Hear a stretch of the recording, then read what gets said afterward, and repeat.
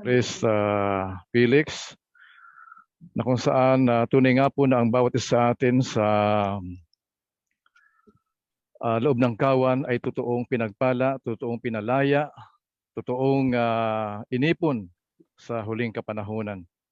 Kung kaya't napakapalad po ng bawat dito po sa loob ng kawan. Ba't nagkawala-wala talaga ang aking ano? Malinaw po bro, malinaw po kayo.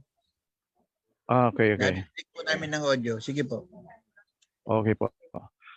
Na kung saan dito po sa gawain sa Ophir ang bawat isa sa atin na bagamat tayo pong lahat ay dati po naging slave, naging alipin, ngunit sa biyaya po ng Aba, sa magitan po ng ating beloved brother OHC, tayo po ay nagkaroon po ng kalayaan na makapanumbalik sa ating totoong paglapit sa ating dakilang alahayam, pagsamba, totoong kinalulugdan ng ating Abayahawa sa pamagitan po ng ating beloved brother OHC, ng mga kaparian. Kaya kami po sa gawain dito po sa Sursugon kasama ng aking mga kapatiran ay nakikiisa sa sa kalayaang ito, sa selebrasyon ng totoong paglapit sa ating dakilang Aba, na kung saan ang bawat isa sa atin ay pinalayang totoo. Kung kaya't nawa, wala na pong tatalon pa tulad po ng ilan na mga ginamit pa ng Aba o kaya ginamit pa, naanuin pa, at sa ngayon nagdeklara pa na siya na raw yung Messiah. Nakakalungkot naman sapagkat muli niyang inililigaw ang kawan na tinipon ng ating dakilang alahayam. Ngunit sa atin po mga kapatid, nawa po tayo po ay manatili na sa biyayang ito, sapagkat ang bawat isa sa atin ay totoong pinagpala ng dakilang Aba. So hindi ko na po hahabaan pa sapagkat ang ating pong napakinggang mensahe ay kumpleto na po. Complete information, complete wisdom, at kumpleto po ang assurance. Purihin ang dakilang Aba, halalwaya, alahayam. Halalwaya, alahayam. Napakalinaw ng mensahe ng ating kapatid, Priest Felix. At nakikita natin na sa panahon ni Hosea ay nahati ng dalawang kaharian ang kawan ng ating alahayam. Nahati ito ng mga righteous Israelites at deflected Israelites. Nakikita natin dito na mga deflected Israelites ay nagbuo ng kaharian at nagtalaga rin sila ng mga pari na hindi kinalugdan ng Aba. Kaya ipinaranas sa kanila na si Hosea mismo ay mag-asawa ng isang patutot na babae bilang ganti at ipadama sa kanila yung naramdaman ng alahayam na galit dahil pinaliguran nila ang alahayam ng may likha at langit ng lupa. Dito sa ating kawan ngayon, sabi nga ng ating mahal na mensahero, what has been will be again. What has been done will be done again. There is nothing new under the sun. Sa kawan ko, ganun din ang nangyari sa atin. Meron ding pumasok sa kawan na mga kaparian na lumabas at nagtayo rin. Yung mga natanggal natin sa loob, ginawa ding priest. So ano bang pagkakaiba? Parehas lang. So nangyari lang uli. Ang lahi ni Ephraim ay sadyang napakatigas ang ulo. Makikita po natin dito.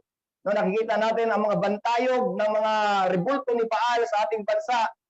Pero salamat sa ating alahayam dahil ang mga righteous na pinili ng ating alahayam ay nandito na sa loob ng kanyang kawan. Ang mga totoong kawan na natiling tapat sa ating alahayam. Ang mga totoong kawan ay nanatiling nakipaglaban sa katotohanan. Kaya mapalad ang nagtitiwala sa hari ng huling panahon, walang iba, ang King Operio. Kung bakit nangyayari ito, dahil nakita natin na kahit gaano man katigas ng ulo ang lahi ni Ephraim, siya pa rin ang gagamitin ng ating alahayam sa huling panahon na nakasulat na doon sa Genesis chapter 49, verse 10. Kayo pa rin, oo, matigas ang ulo ng ating mga ninuno, pero ang pag-ibig ng ating alahayam sa atin na katunghay. Kaya mapalad po tayong lahat. Sige, nandyan ang mga nagpura, hayaan natin sila, bumalik na sila kay Baal. Okay, wala na raw kautusan at yung dalawa na lang, love your alahayam, pero hindi na po si alahayam ang tinatawag nila. Si GC uli. Tingnan mo ang mga lahing yan. So wag po tayong maniwala doon sa mga nagpari-parian na hindi lumabas sa kawan at wala ng basbas ng ating alahayam. Mag-ingat po tayo. Huwag tayong magpadala sa mga matamis na salita. Gamitin natin ang talino na ibinigay sa ating alahayam. Magtiwala sa ating mahal na hari at magtiwala. Siya po ang mensahero na ibinigay sa ating alahayam. Wala na pong ibang darating. Siya lang. Kaya ganun po mga kapatid. Salamat po sa mga kaparian na natiling sa ating alahayam. Haleluya alahayam. Yada. Yada. Yada. Mapagpalang araw po sa lahat. Napakaganda po ng katuruan na ginamit ang ating mahal na Priest Felix sa araw na ito. At muli po ay iniiwan ko ang salita ni Jeremiah sa 31 verse 33. But in the day to come, the law of the renewed covenant that I will confirm with the remnant Israelites will be written in their minds and their hearts. I will put my law in their minds and write it in their heart. Then I will be their alahayam, and they will be my people, declare Yahweh. Salamat po sa inyong lahat. Happy Holy Sabbath. Be blessed. Shalom.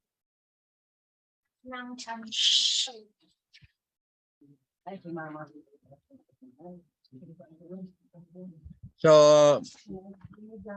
magandang tanghali po. Marami po salamat sa inyo lahat mga kapatid. At una ako po ay talagang nagpapasalamat ng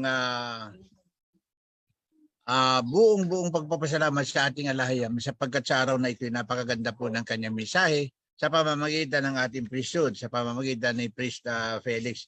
Ito ay mula po sa kasulatan ni Propeta Hosea. Kanina hinahanap ko yung Tagalog ng Hosea, yun na pala yun, akala ko Joshua eh.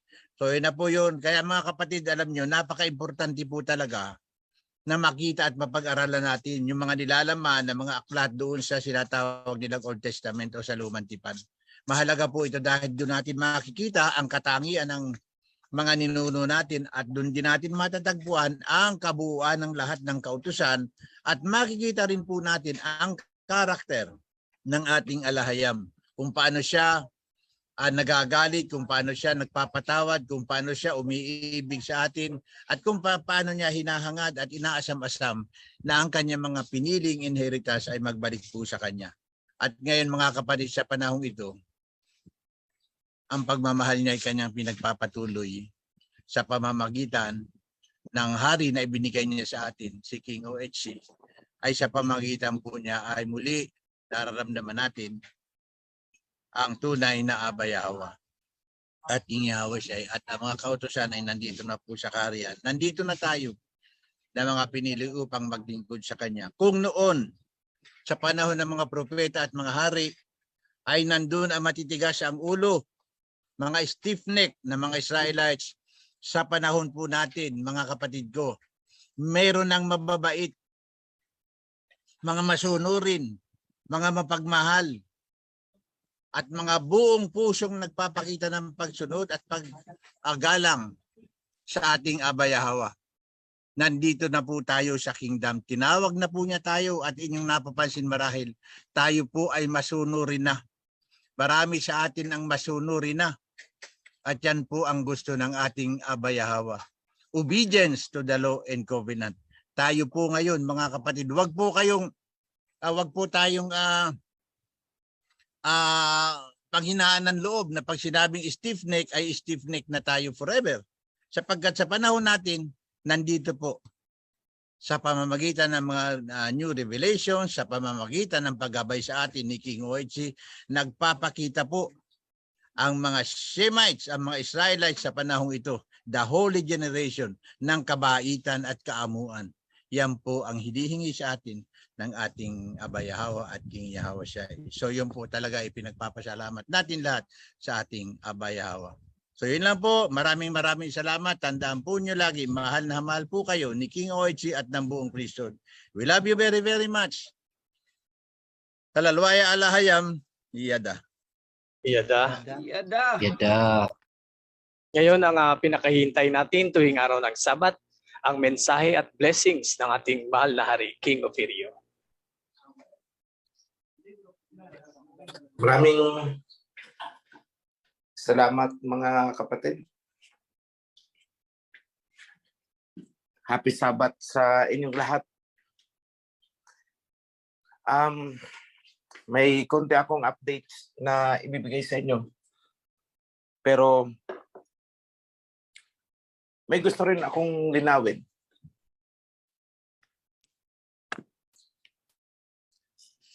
Kung naaalala ninyo, pagkatapos ng baha, panahon pa ito na Shem. Buhay pa si Noah.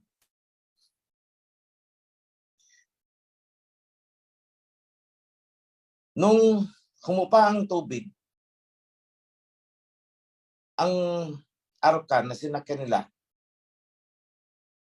ay sumadsad. According to the scripture sa Mount Ararat. So, yan po ay nasa western part, nasa kanlurang bahagi ng Caspian Sea. Nasa Fertile Crescent na tinatawag. Ngunit, hindi nagtagal doon si Shem. Humiwalay ang lahi ni Shem.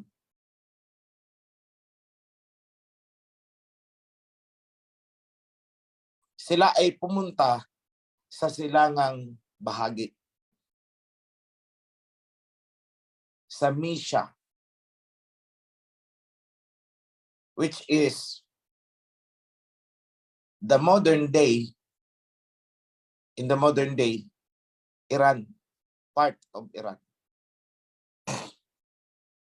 So kung makikita ninyo, bakit kaya humiwalay?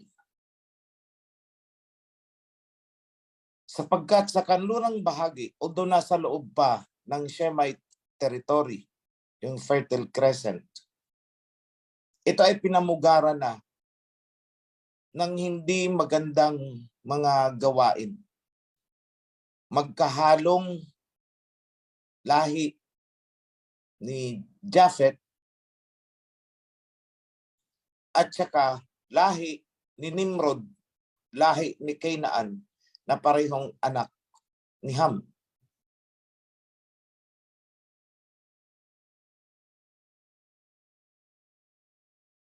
So Nimrod, is pamangkin ni Ham. So, si Ham naman ay dumiretso na pababa down to Egypt, down to Africa.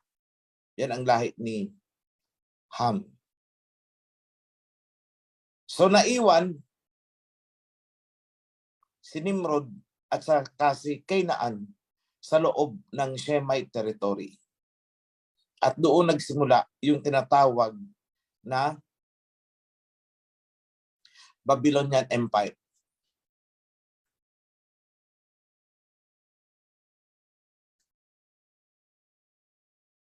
Yung mga panahon ng Anunnaki, doon yun sa lahi ni Japhet at saka ni Canaan sa Ur, sa Mesopotamia. Doon nagsimula. At kanilang itinayo ang kauna-unahang civilization.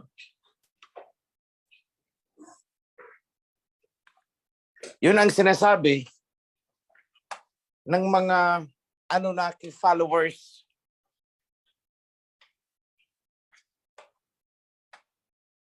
Na mas nauna daw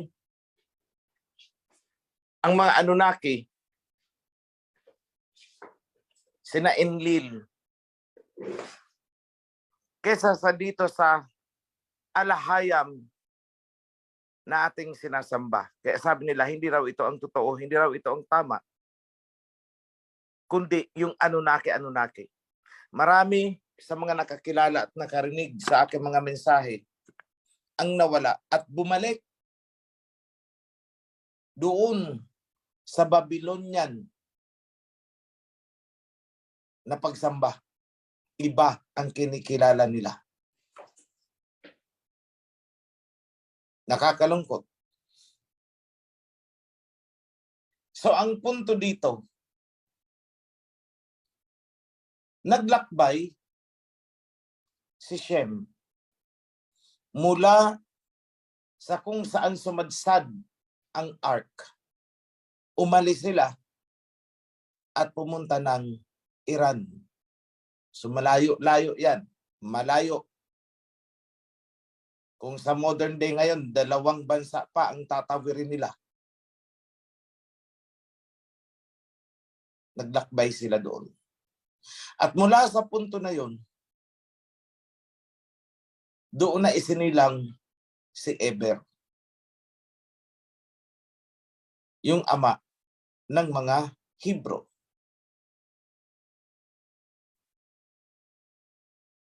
Si Shem ang tinatawag na Semitic people. Mula kay Shem yan.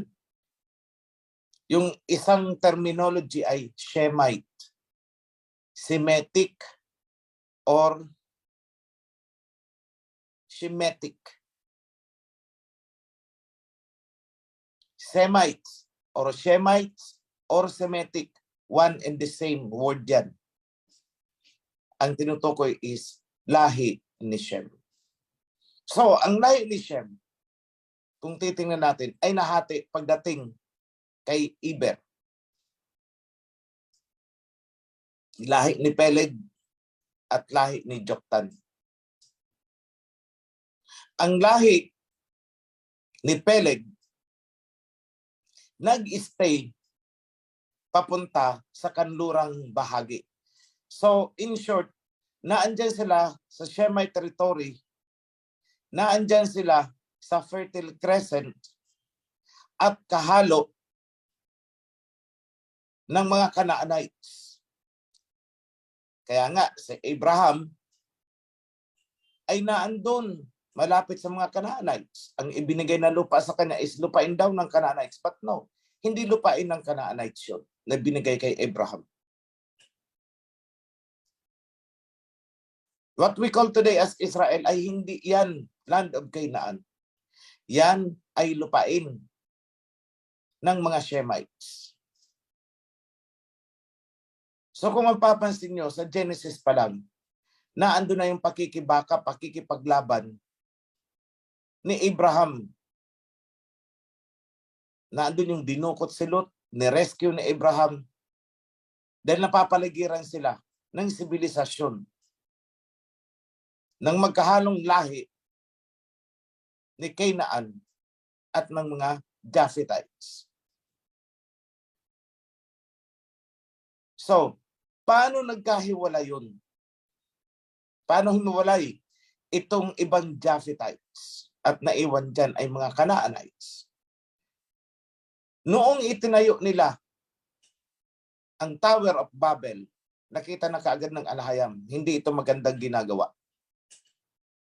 Nakikialam ang mga Japhethites, Canaanites sa lupain ng mga Shemites. Nagtatayo sila ng city. Kaya anong sabi ng alahayam? Tara, bumaba tayo, lituhin natin ang kanilang lingwahe upang sila ay maikalat sa dapat nilang puntahan na destination. So the Japhethites ay napunta ng Europe. Si Ham, napunta ng Africa. Si Shem is steady. Kasi ang lupain na kinalalagyan ay lupain na ni Shem. So wala na siyang, di niya kailangan maglakay pa ng napakalayo. Pero mas ginusto niya doon muna sa Mysia para makaiwas sa sibilisasyon sa hindi magandang sibilisasyon na binuo ni Nimrod at saka ni Canaan. So, doon isinilang si Heber. Matapos isilang si Heber, isinilang si Peleg at saka si Joktan. Unang migration papunta sa silangan, lahi ni Joktan. Yan sina Ophir, Havila at Sheba.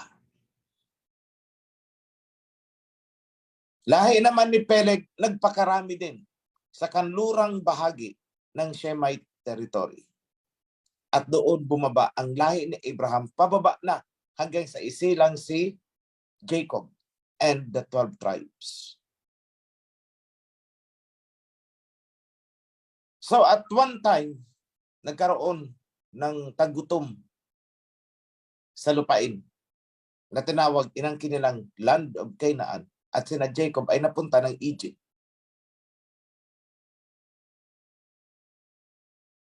At doon dumami ng todo-todo ang mga Israelites. Nung lumabas sila ng Egypt, babalik sila sa pinanggalingan ni Abraham. Binigay, Land of Canaan eh. Kaya ang sabi nila is to retake the land of our ancestors na ibinigay ng Alahayam, the Alahayam of Abraham, Isaac, and Jacob. So, i-retake lang nila yun. Uuwi sila, kumbaga, sa bayang sinilangan. Pero pagdating nila doon, fortified na ang mga city. Biggest of which is the Jericho. So, nakipaglaban sila. But then, kasama nila ang Alahayam, so nanaig sila, nakuha nila ang Jericho. To cut the story short, ang lahi ni Peleg, down, pababa, sa mga Israelites, ay matagumpay na naka-establish sa land of Canaan, which is not belonging to Canaan, belongs to Shem. Ang destination dapat ni Canaan, pababa sana sa Africa. Pero naging squatter siya sa lugar na yun.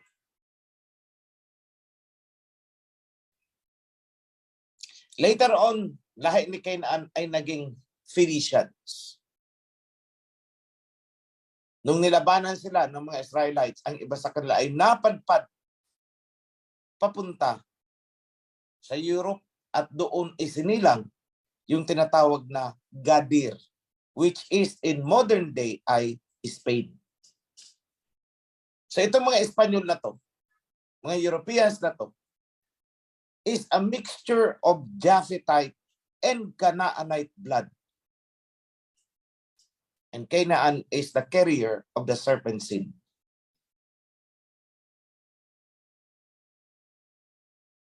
So dahil sa paglabag ng mga Israelites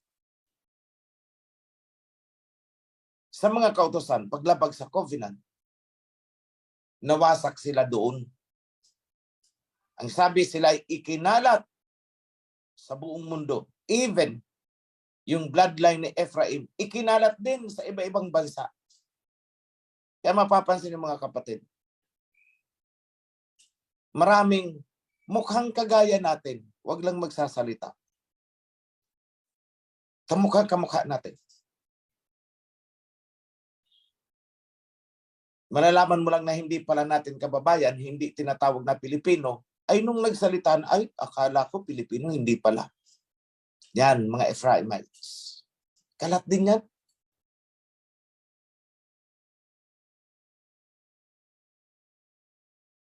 Ngayon, tayo ay nakarating hanggang dito sa archipelago na nung sinalakay ng mga Canaanites, sinundan tayo dito, tinawag nilang Philippines. But this is land of Ophir. So kung makikita ninyo, tayo ay sinundan hanggang dito sapagkat sila ay mga colonizers. The Japhethites, the Canaanites are all colonizers. Mas mababait pa actually ang Hamites eh. May narinig na ba kayo sa world history na mga Africans ay nanlusob sa Europe at nanakop doon? Marinig na ba kayo sa history na itong mga Hamite ay pumunta dito sa atin at nilusob tayo upang sakupin? Wala, di ba?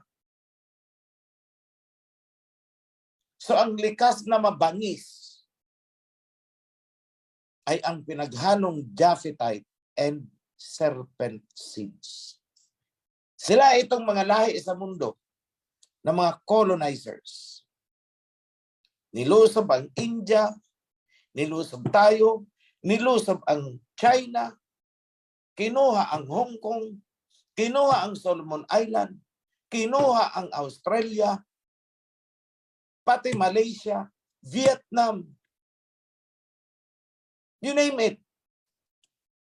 Africa, nilusob nila, milyon-milyon ang namatay. At kasama doon sa Africa na mga namatay ay mga lahi ni Judah. Bakit? Kasi noong na-disperse na sila, diaspora mula sa Jerusalem, marami ang tumakas na lahi ni Judah pababa ng Africa. At mula doon, sila ay hinakot nitong mga serpents na to at ginawang alipin. Dinala sa New York, Europe, kung saan may mga plantation sila hanggang Mexico, kung saan sila may mga colony at ginawa doon ng mga alipin. And you call that as the transatlantic slave trade.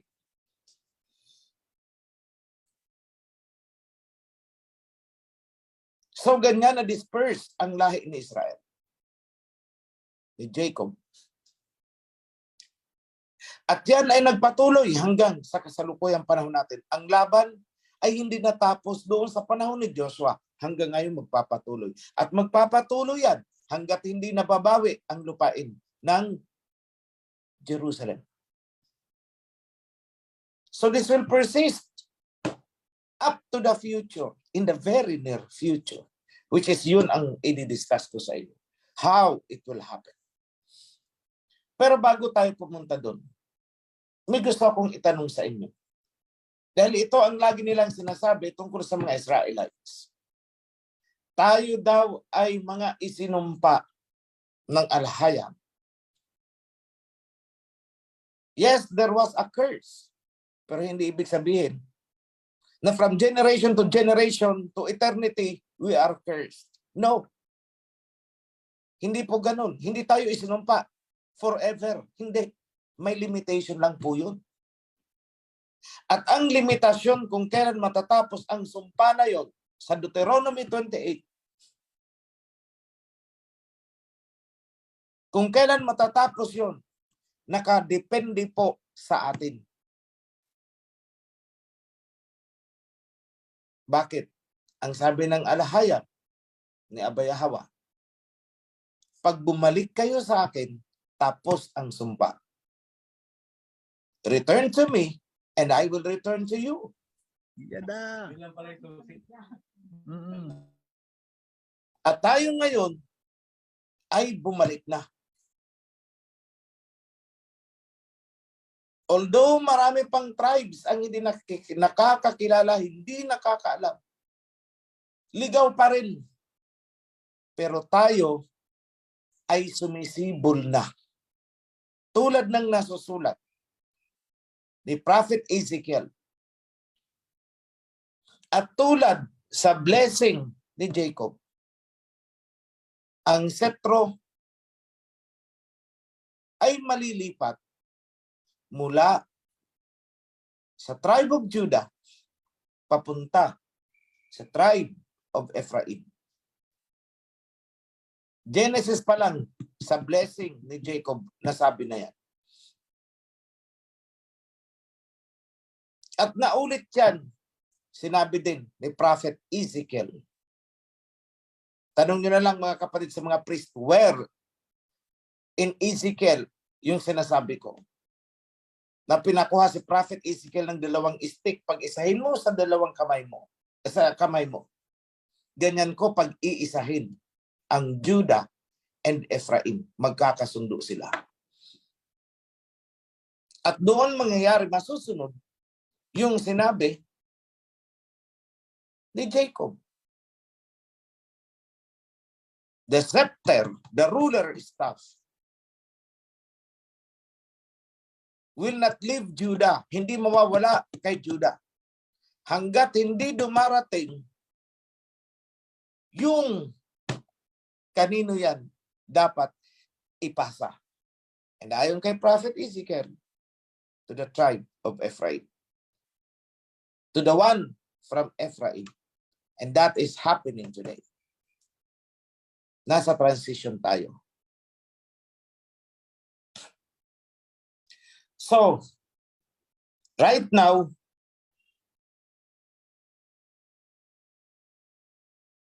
na-fulfill na natin ang mga critical steps. Unang-una, ang sabi dyan sa Proverbs, the fear of Yahweh is the beginning of wisdom. Pero sa akin, it's not fear.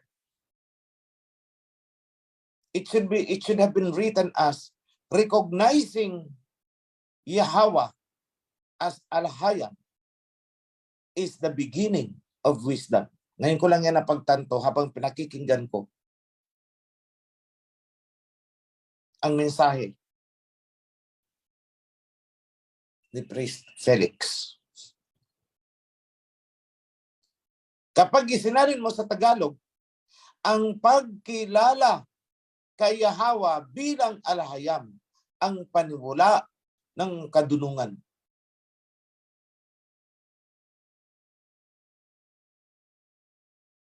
Ang pagkilala sa Kanya, ang pagtanggap sa Kanya, yun ang simula ng kadunungan. And everything else will be revealed. Ipapakilala sa iyo, ipapakita sa iyo. And that happened.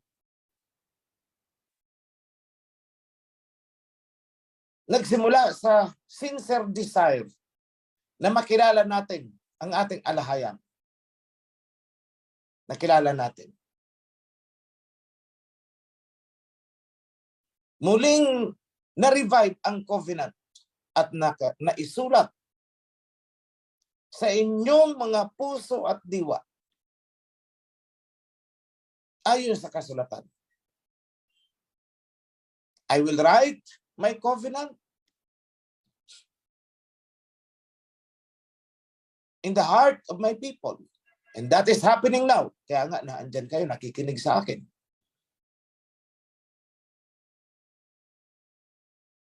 And after the covenant, ano ang sumunod? Priesthood. Natupad ang sinabi ni Prophet Malakay.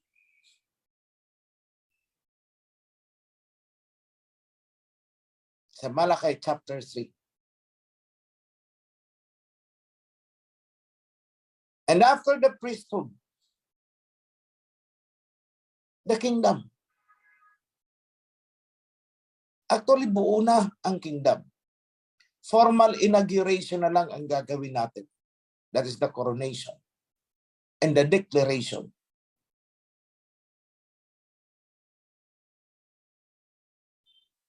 At natupad mismo ang salita ng Messiah. Revive the kingdom and seek His righteousness. Buhayin nyo ang kingdom at ibalik ninyo ang pagiging matuwid. At lahat ng bagay na ito ay ipagkakaloob ko din sa inyo. Yan yung famous verse na seek ye first the kingdom and His righteousness and all these things will be added unto you. Be added unto you.